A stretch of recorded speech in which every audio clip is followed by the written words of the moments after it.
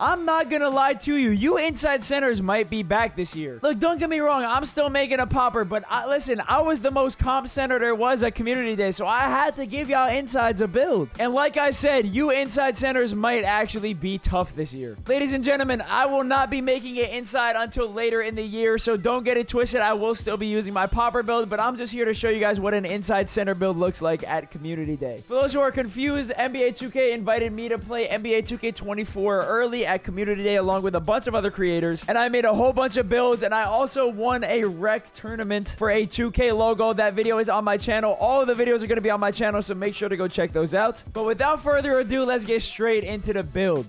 I don't actually have footage of me upgrading the build, but here it is, fellas. Now look, let me explain. So first off, position, power forward. It does not matter what position you get put at because it only goes by the height you're at. Now you might think, okay, 6'8", you're kind of crazy. The thing is, I don't think taller insides are going to be good this year, and the reason for that, you need a super high weight to be able to get Hall of Fame rebound chaser because you need at least one of your defensive or one of your rebounding stats to be at a 99 overall. And if you go with a height like 6'10 or 6'11 to get that defensive rebound to a 99 overall, you're going to be putting yourself at like a 71 speed, which is no good for anybody. So what I did, I know a lot of people used 6'8s this year on current gen and next gen for insides and even sometimes poppers. So I say, you know what? A 6'8 inside center with a big ass weight, 263 pounds, might be the meta. The wingspan, obviously, you're going to want to max out at 7'6". Now, we are going to start it off with the finishing. Listen, like I said, I'm not an inside center, so I don't make inside center builds. There's a chance that you guys see something about this build that is wrong that I don't. But what we are doing is putting our driving dunk at a 90 and our standing dunk at a 90. When I was playing in the rec, I'm not going to lie, that standing dunk was so crucial. Whenever somebody had at least a little bit of space, I'm not going to lie, they were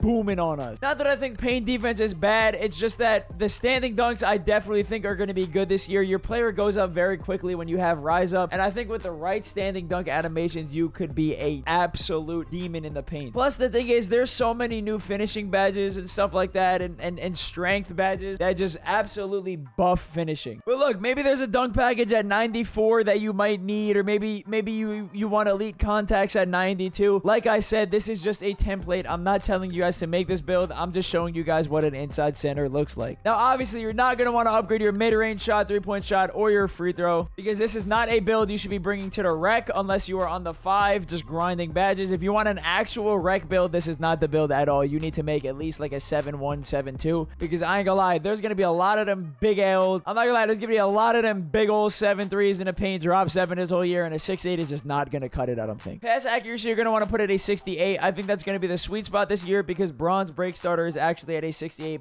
pass accuracy, and you want at least bronze break starter, you know what I mean? For the defense, you're going to want to go with an 82 interior defense, which I would kind of like it to be a little bit higher, but the thing is, interior defense costs a lot, so to put it at like an 88, do you really want an 88 interior defense compared to a high steal or a high block? Personally, I don't, but if you guys do, that's completely fine. I know some people like putting 80 steal on their center because they trust that if they're good enough, they'll get the steal or stuff like that. The perimeter defense I put on a 78. This will allow you to get bronze clamps. I think bronze clamps is bare minimum that you need on a center. That way, if like somebody tries to rim run or something, you could bump them. Or if you have to switch and you have to play defense, you can bump people when they have the ball in their hands and they're dribbling and whatnot. Plus, I think you'll get good enough contests at a 78 to where if you're there, you're always going to get some sort of shot contest. The steal I actually put at a 91 because at a 91 steal, it allows you to get gold glove. And what inside centers excel at is defense. So on my popper, you might have noticed I only put an 89 steal. That's because I'm not an inside, so I need all the extra badge points I can get. You will get gold glove, gold interceptor, and gold right stick ripper. I ain't gonna lie, I think that right stick ripper badge is gonna be super tough this year. Basically, if you don't feel like reading it, it basically just means that you get a higher steal boost whenever you steal with the right stick instead of square, and that works for passing lanes too. So I'm kind of excited to see how that badge works. Now you're gonna end up getting a 92 block, which allows you to get gold anchor. I think gold anchor is a sweet spot. I ain't gonna lie, I don't see centers really getting 99 block this year. I know know that was a big thing last year on next gen because like quick drops and stuff were crazy, but I don't think it's actually needed this year because quick drops aren't in the game. I think gold anchor is more than enough. Low-key, you might be able to get away with silver, but like I said earlier in the video, inside centers, what they excel at is their defense, and what you're gonna want is defense on an inside center. The offensive rebound that put out at 86, I mean, it's not the best, I'll be honest, but with Hall of Fame rebound chaser, I think you'll be good. I know you'll be good. And then defensive rebound, you're gonna want to put at a 99. That way you get Hall of Fame rebound chaser. You do not want to make a center build with gold rebound chaser. That is a very dumb move. For the physicals, you're gonna want to max out your speed and acceleration. Now, I didn't upgrade acceleration on my other builds, but the thing is, on an inside centers, I ain't gonna lie, they like run into the paint and contact dunking and whatnot. So you want to get that quick first step to the paint. On a popper, you don't really do that because you're not really dribbling with the ball in your hands as a popper. But on an inside, if you guys want to, you know, front run, say you got a big lead and you want to dunk on somebody, you can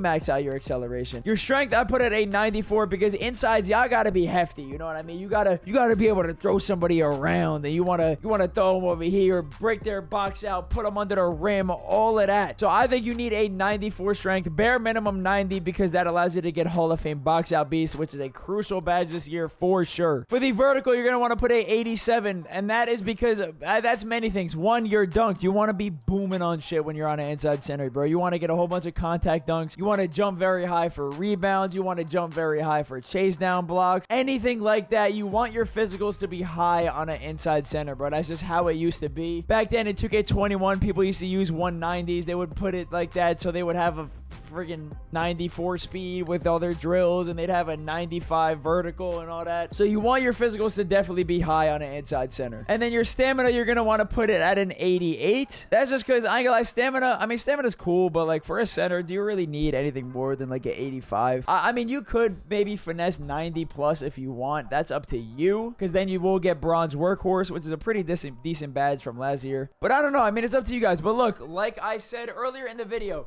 not at all am I begging you guys to make this build, or not at all am I telling you guys this is the best inside center build, even though I'm gonna put it in the title for viewers. But look, I'm telling y'all now in the video though, as long as y'all watch the video, you will know. Because I'm not gonna lie, I kind of smoked it. I should have put a little bit more close shot on my inside center from community day, but I was super busy, so I made this build. I probably took maybe 15 minutes to make this build. I was sitting there looking through, so I might have forgot some things. I apologize. I'm sorry, all right? But I'm telling y'all now, look, I do think that 6'8", I'll tell y'all what though, 6'8", 263, 7'6" wingspan, I think is going to be the best physicals for inside for sure though, because the physicals with Hall of Fame rebound chaser on other heights are not good at all. It's just not viable. So I think 6'8" is definitely going to be the best height. But yeah, anyways, I hope you guys enjoyed the video. If you do, make sure to drop a like, comment, subscribe. Listen, make sure to go check out all the videos that I am dropping. I have a video dropping about rec gameplay. It was a rec tournament where we played for logos in NBA 2K24. They literally had us in front of everybody in the finals. Every single content creator at community day was watching us just kick some ass, and we had a chance to compete for some logos and some actual 2K codes that we will be able to give away. So be on the lookout for some giveaways. Make sure to turn on post notifications, all that beautiful stuff. Go check out my TikToks, all that. Thank you guys so much for watching the video. Hope you guys did enjoy. If you did, make sure to drop a like, comment, subscribe. I know I already said that, but I love y'all. Stay safe, have a great day, and peace out.